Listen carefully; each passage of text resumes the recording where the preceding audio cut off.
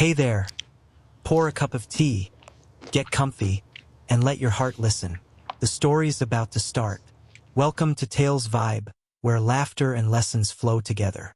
If you love a good story, don't forget to like this video, subscribe for more tales every week, and please tell us where you're watching from in the comments. We'd love to know where our story family is tuning in from. Emeka held the plastic spoon tightly. His fingers were stained black with engine oil and grease, but he tried to be very gentle.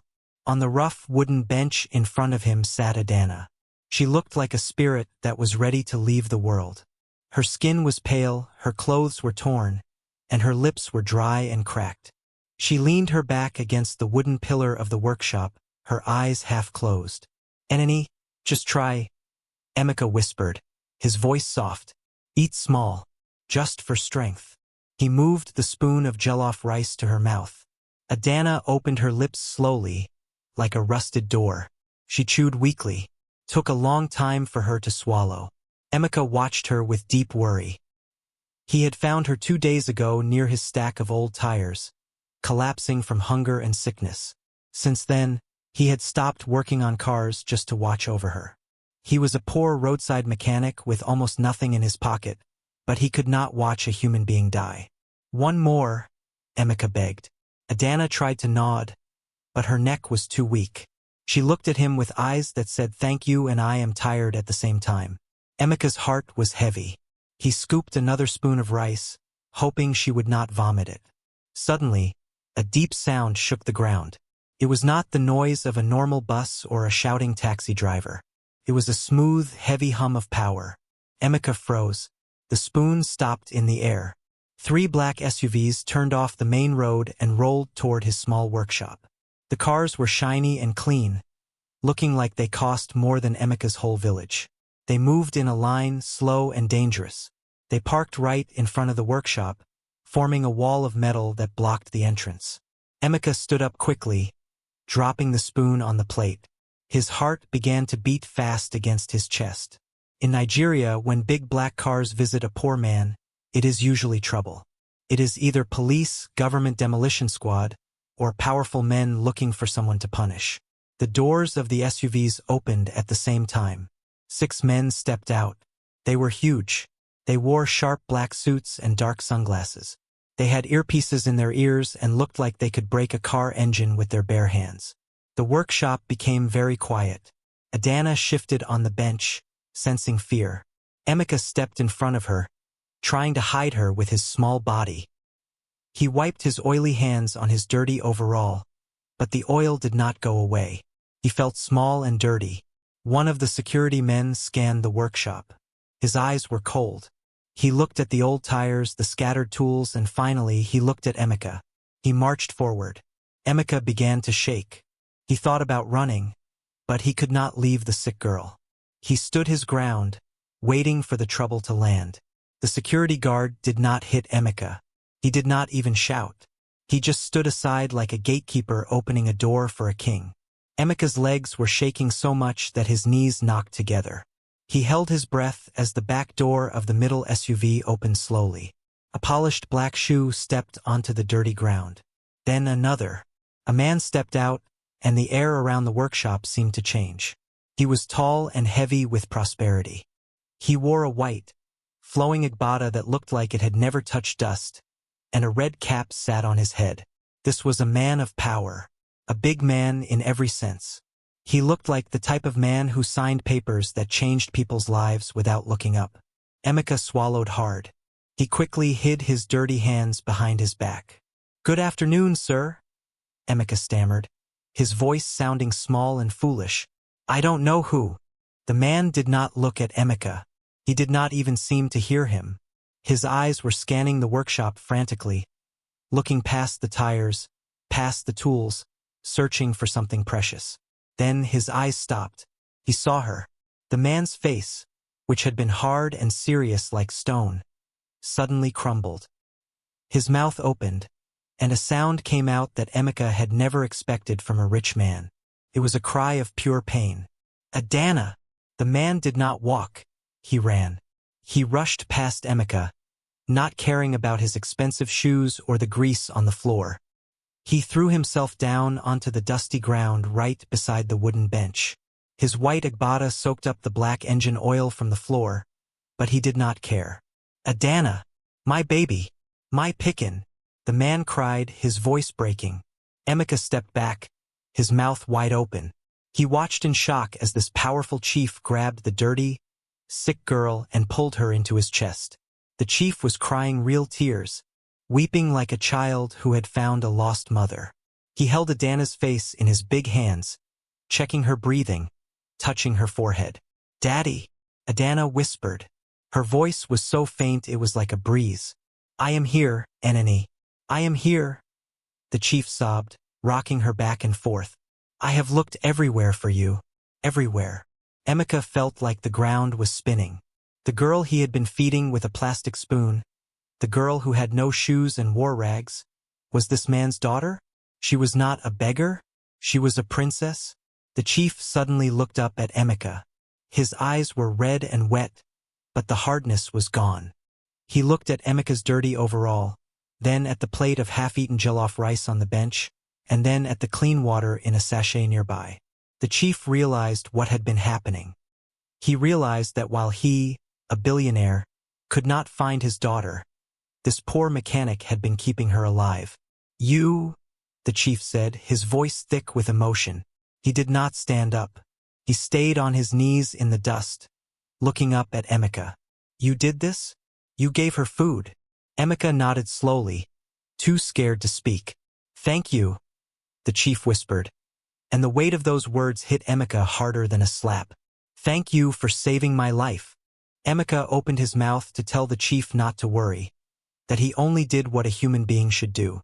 But before the words could come out, a terrible sound cut the air. Adana's body jerked violently in her father's arms. She coughed, a deep, dry sound that rattled her chest. Then, her head fell back, and her eyes rolled up into her head. "Adana!" Chief Obi screamed. The fear in his voice made the birds in the nearby trees fly away. "She is not breathing. Someone help me." The peaceful moment was broken instantly. The head of security, a man with a scar on his jaw, barked an order. "Move! Prepare the car. Call the clinic now." The bodyguards moved like machines. Two of them rushed forward to lift Adana from the chief's arms, but the chief refused to let go. He stood up, lifting his daughter as if she weighed nothing. His expensive white agbada was now ruined with oil and dirt, but he held her tight against his chest. "We must go, sir. Her pulse is weak," the head guard shouted, opening the back door of the SUV wide. Emeka panicked. He had been the one cleaning her face and giving her water for days. He felt a strong need to go with them to make sure she was okay. He took a step forward. "Sir, let me come. I know how she has been feeling. I can tell the doctor." A heavy hand slammed into Emeka's chest. It was one of the guards. He did not look at Emeka with kindness. He looked at him like he was a nuisance, a fly at a dinner table. "Stand back," the guard ordered roughly. He pushed Emeka. It was not a hard push, but it was strong enough to make Emeka stumble back against his workbench. "This is not your place. Stay there." Emeka froze. The gap between them was suddenly very clear. They were rich, powerful, and important. He was just the mechanic who had served his purpose. Chief Obi paused for 1 second at the car door. He looked back at Emeka. His face was full of worry, but he nodded once. A quick, sharp promise. "I will come back," he shouted over the noise of the engines revving. "I will find you." Then he jumped into the car with Adana. The heavy door slammed shut with a sound like a gunshot. The dark-tinted windows rolled up, hiding Adana's face from the world. "Clear the road," the sirens blared. The drivers slammed on their accelerators. Tires screeched against the dirt, kicking up a cloud of thick red dust. In seconds, the black Bentleys were gone, speeding down the road like bullets. Emeka stood alone in the cloud of dust. The noise was gone. The power was gone. The girl was gone. All that was left was the empty plastic spoon on the ground and the silence of his empty workshop. He looked at his dirty hands and felt smaller than he had ever felt in his life. He sat back down on his wooden bench, staring at the road, wondering if he would ever see her again. 2 weeks passed, and the dust had settled in Emeka's heart. He was back under a rusty yellow Danfo bus, struggling with a stubborn exhaust pipe. The oil dripped on his face, and the sun was hot on his legs. He had tried to forget the girl and the chief. In Lagos, rich people often make promises they do not keep. He told himself that he was foolish to expect anything. "Emeka, come out, oh. Come see." The shouting came from Mama Nkechi, the woman who roasted corn across the road. Her voice was full of alarm. Emeka slid out from under the bus, wiping his face with a dirty rag. He stood up and froze. The road was blocked again. The black SUVs were back. But this time it was not a secret visit. A crowd had already gathered. Market women, Okada riders, and passers-by were standing around the cars, whispering and pointing. "Nah, governor? No, nah, big man." Emeka's heart hammered against his ribs. He stood by his tool, unsure if he should run or wait. The door of the lead car opened. Chief Obi stepped out. He looked even bigger and richer than before, wearing a flowing blue damask agbada with a matching cap. He looked around until he saw Emeka standing in his grease-stained overall. The chief smiled. He turned back to the car and offered his hand to someone inside. A young woman stepped out. Emeka gasped. It was Adana. But it was not the Adana he knew. The pale, dying girl was gone. This woman glowed. Her skin was fresh, her hair was braided neatly, and she wore a simple but expensive Ankara dress. She looked like a queen. The crowd went silent as she walked towards the dirty mechanic. Emeka wanted to hide. He felt too dirty to be near her. But Adana did not stop. When she reached him, she did something that made the whole street gasp. She knelt down in the dust. In Nigeria, a person only kneels for elders or kings. For a billionaire's daughter to kneel for a roadside mechanic was unheard of. "Good afternoon, Emeka," she said, her voice clear and strong. "Thank you. Thank you for giving me a second life." Emeka rushed to lift her up. "No, madam. Please, stand up. Do not spoil your dress." Chief Obi stepped forward. He placed a heavy hand on Emeka's shoulder. He turned to the crowd, raising his voice so everyone could hear. "My people," Chief Obi boomed. "This young man here, when my daughter was dying and I could not find her, he fed her from his own small pot. He had nothing, but he gave her everything." The crowd murmured in amazement. "I am a man of my word," Chief Obi continued. He looked at Emeka. "Pack your tools, Emeka. You are done working in the dust. I have bought the 3 plots of land down the road. Starting today, we are building the biggest, most modern auto workshop in Lagos. And it will bear your name." Emeka's knees went weak.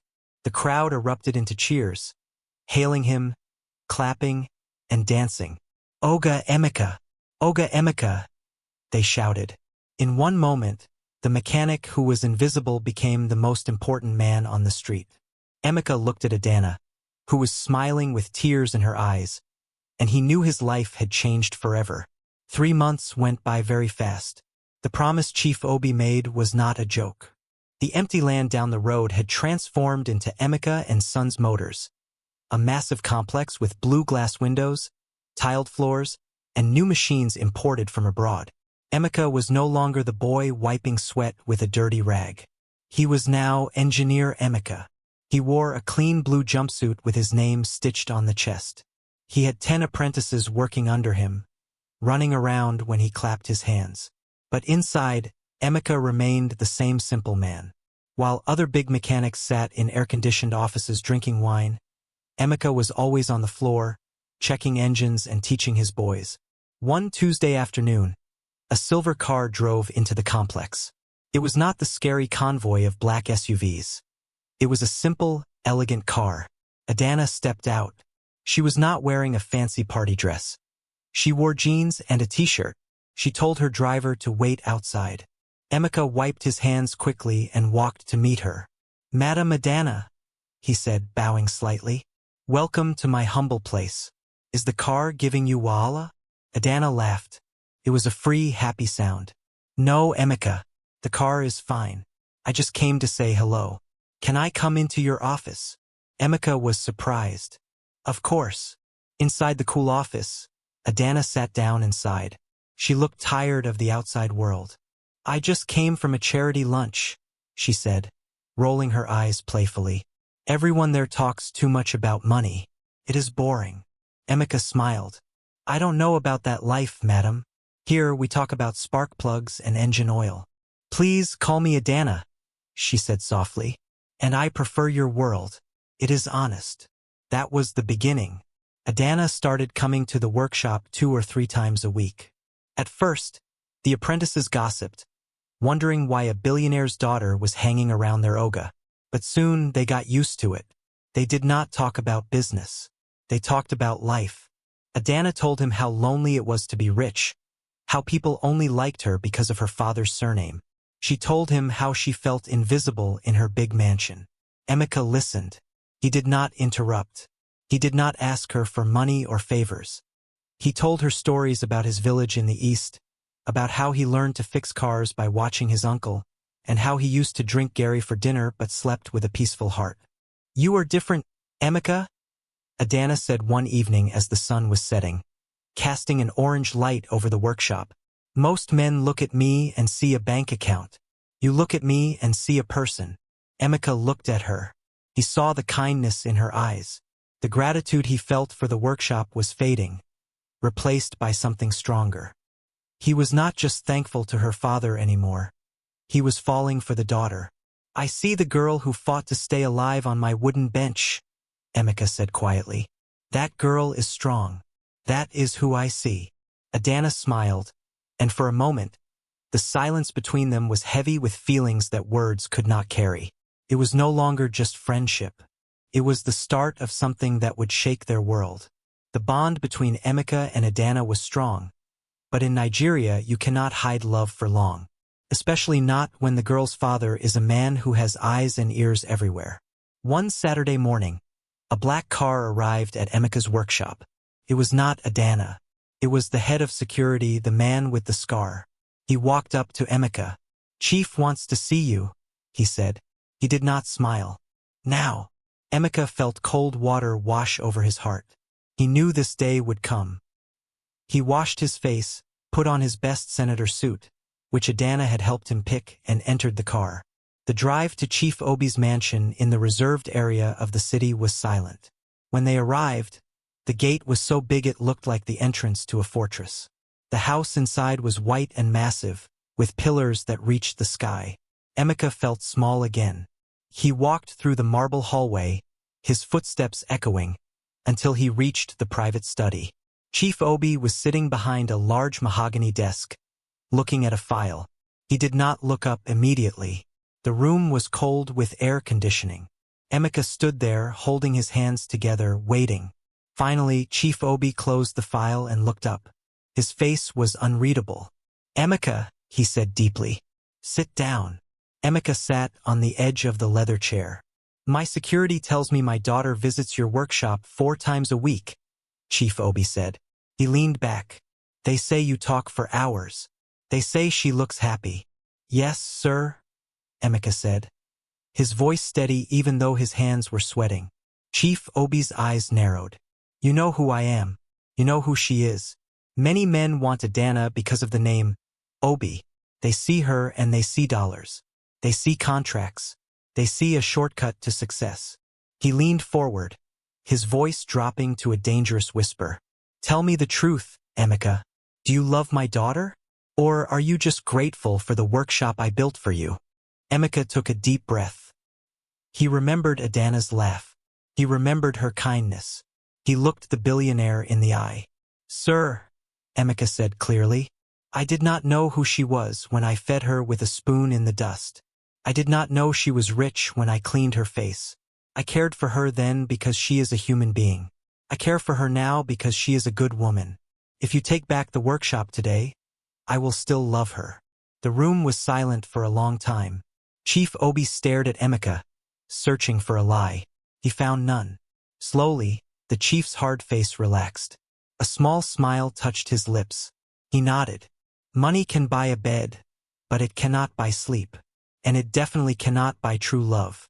I have seen how she looks at you. Chief Obi stood up and extended his hand. You are a good man, Emeka. You saved her body, and now you have saved her heart. You have my blessing. Emeka stood up and shook the chief's hand. The grip was firm. But listen to me, Chief Obi added, his voice serious again. She is my only jewel.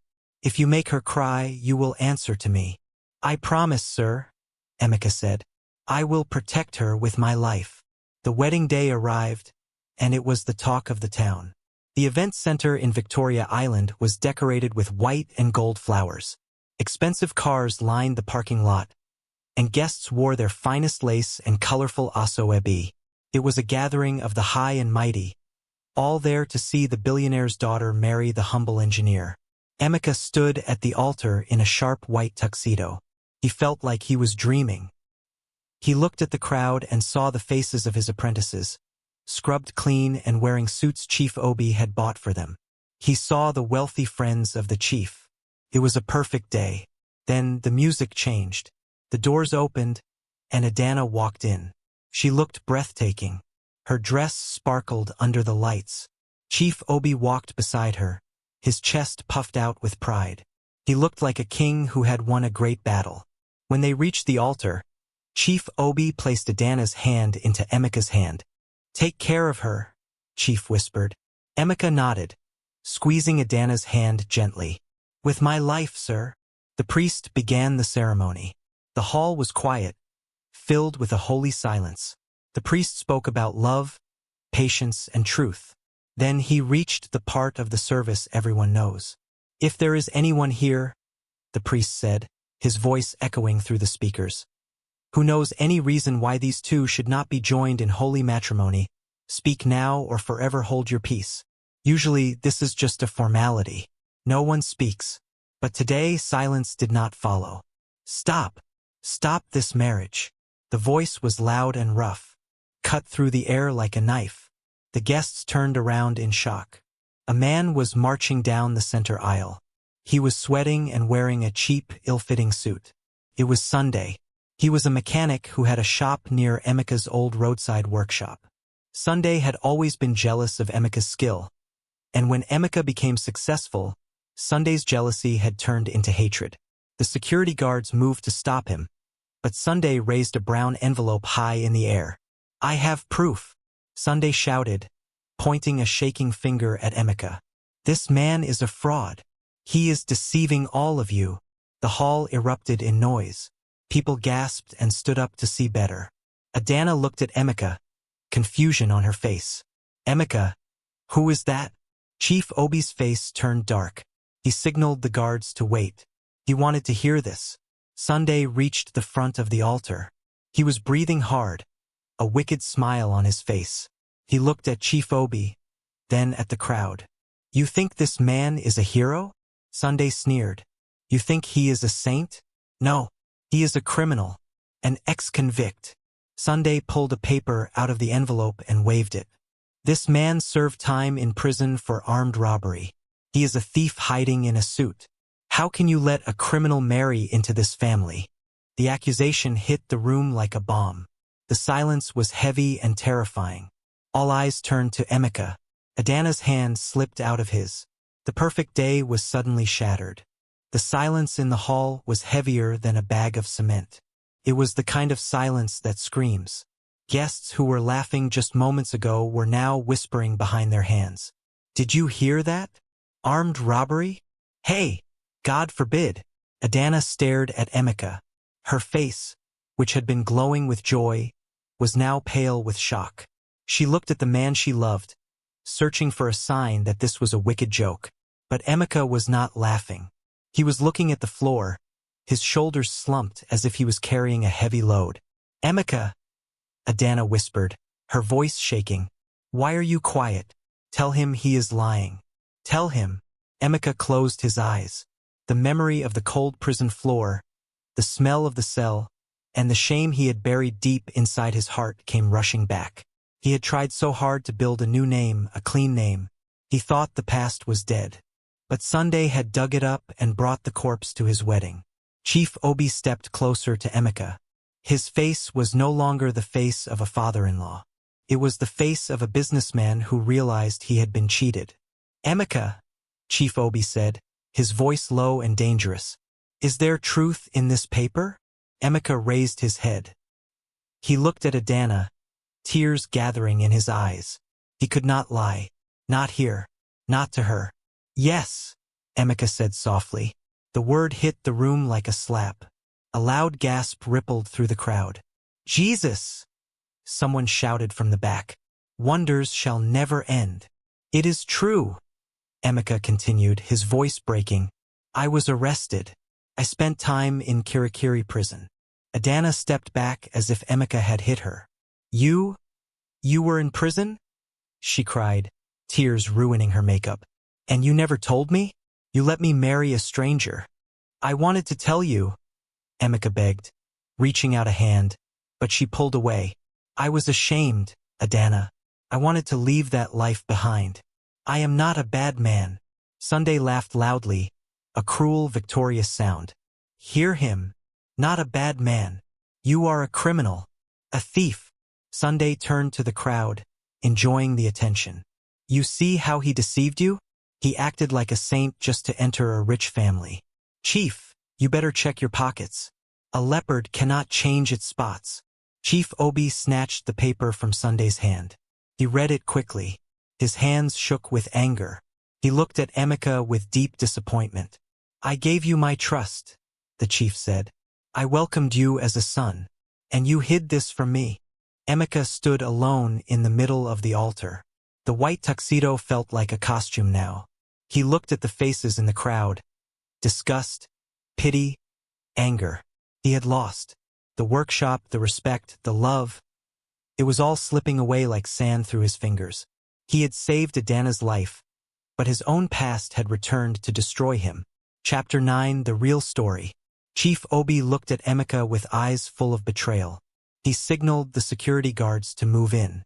"Take him away," Chief said coldly. "The wedding is over." Sunday laughed, waving the paper like a flag of victory. "Take the criminal away. He does not belong here.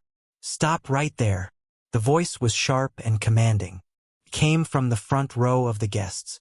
A tall woman stood up. She was wearing a fine lace outfit, but she stood like a soldier.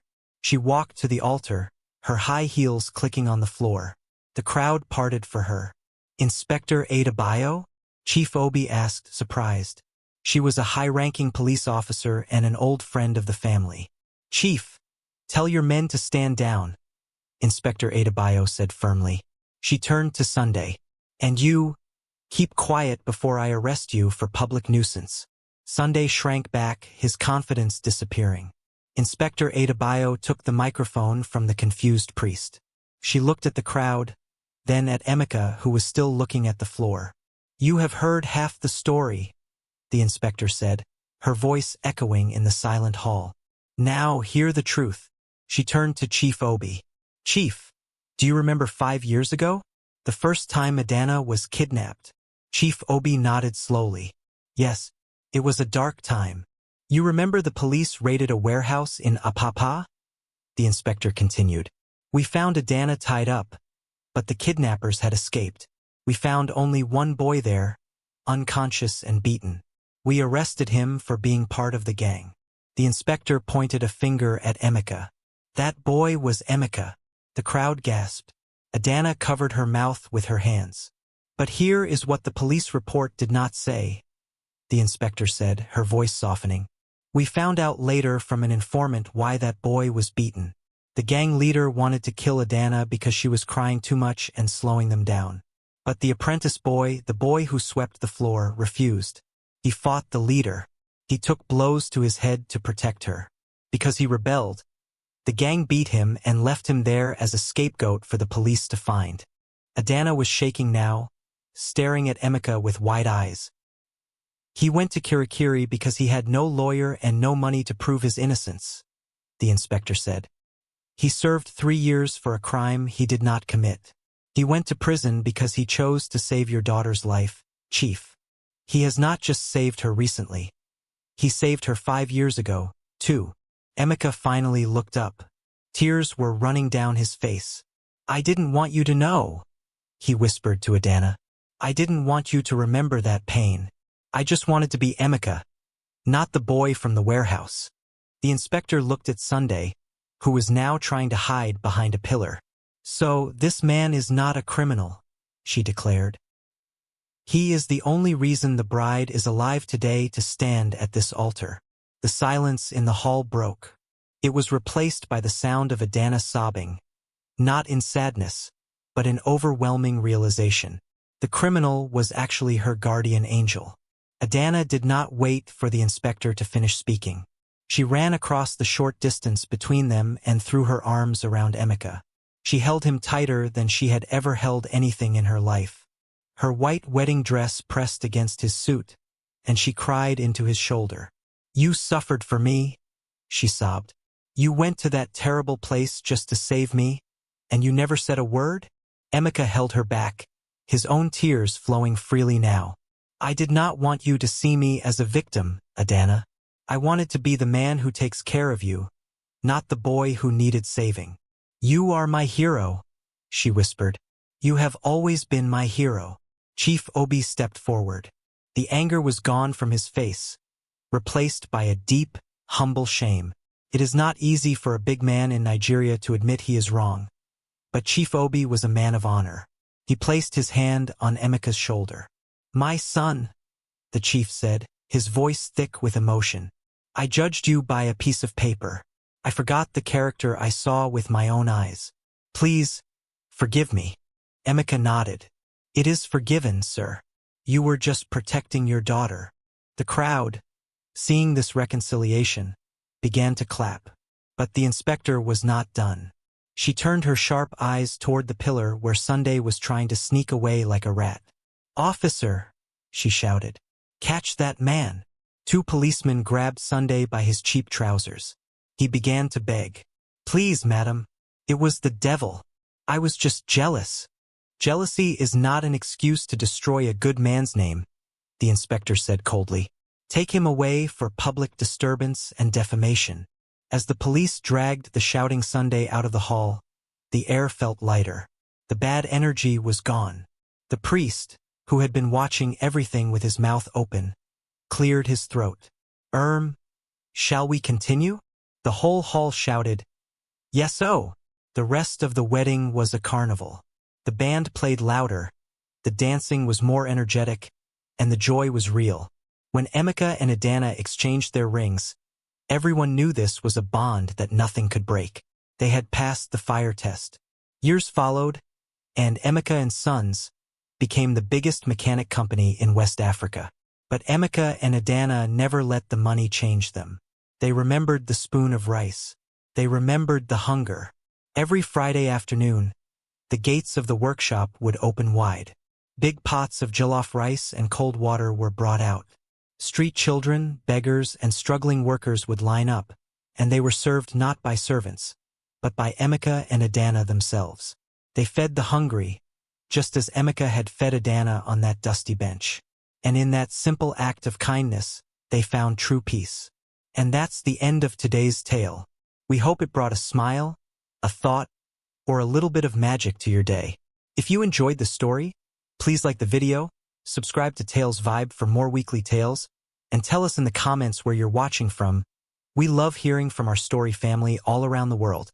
Until next time, keep your heart open, your imagination alive, and remember, laughter and lessons always go hand in hand. See you in the next story.